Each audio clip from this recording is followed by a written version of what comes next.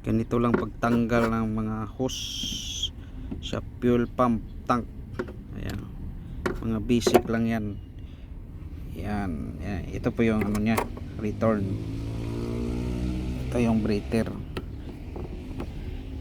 tsaka ito yung socket. Pisilin niya yung socket tapos sabay angat. Yan.